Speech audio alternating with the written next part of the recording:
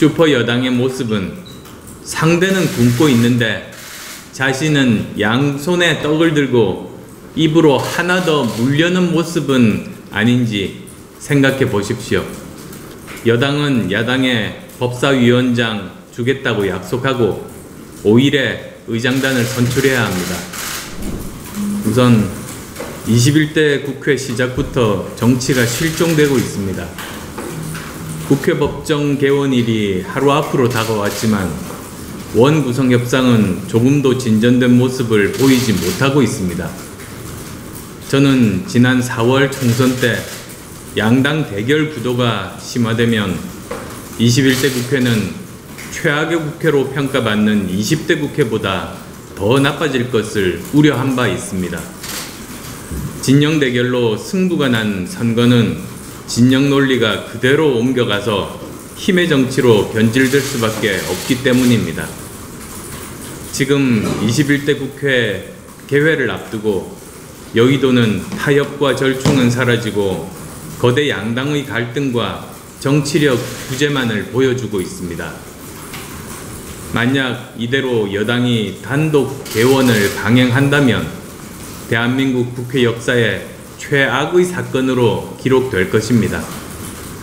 개회를 하고도 의장단이나 상임위원장을 선출하지 못한다면 개원 국회는 그야말로 빈손 국회, 유령 국회가 되는 것이고 여당 측에 의해 일방적으로 의장단이나 상임위원장을 선출하면 반쪽 의장, 반쪽 상임위원장이라는 불명예를 임기 내내 안고 갈 수밖에는 없을 것입니다. 마치 지난 20대 국회에서 4+1 담합 모델이 국회를 파행으로 몰고 가서 결국 누더기 법안을 만들고 국민의 비웃음을 산 것처럼 사실상 위성정당인 군소정당들과 함께 소집한 개원 임시회는 어떤 정치적 정당성도 갖기 어려울 것입니다. 현재 거대 양당의 대립 상황은 한마디로 정치가 아닙니다. 국회 원구성이 뒷골목 땅 따먹기 싸움이 아니지 않습니까? 지난번에 말씀드렸듯이 힘 없는 자의 양보는 굴욕이지만 힘 있는 자의 양보는 미덕입니다. 중요 상임위원장을 야당이 해도 여당은 과반수를 훨씬 넘는 의석수를 가지고 있어서 여당이 원하는 정책을 추진하고 만들어갈 수 있습니다.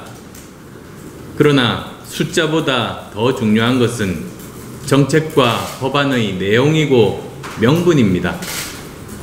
명분 있는 일을 정부 여당이 해나간다면 설사 야당이 180석이라고 할지라도 무조건 반대하고 막을 수는 없습니다. 하물며 지금은 여당이 180석이라는 압도적 우위를 점하고 있는데 무엇이 걱정되어 이런 식의 협상 태도를 보이는지 이해하기 어렵습니다. 의회 민주주의의 작동 원리는 대화와 타협이고 타협의 본질은 주고받기입니다.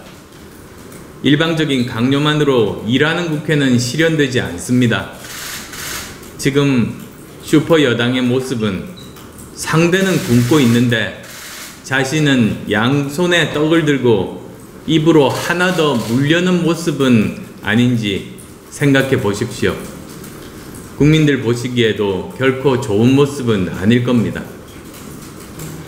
국회는 내일 정상적으로 열려야 합니다. 전임 국회 때 합의된 여야 상임위원장 배분 관행이 있지 않습니까?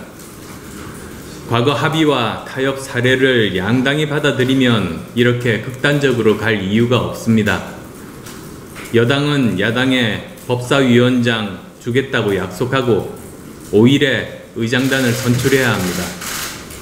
나아가 상임위원장 배분과 함께 국회 윤리특위 상설화, 포스트 코로나19 특위, 헌법 개정 특위, 정치문화 개혁 특위 설치까지 합의하는 원샷, 원킬에 화끈하고 대범한 정치를 보여주시기 바랍니다.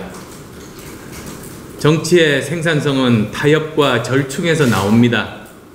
진영 논리, 힘의 논리를 극복하는 것이 일하는 정치, 일하는 국회의 시작임을 다시 한 번 더 강조합니다.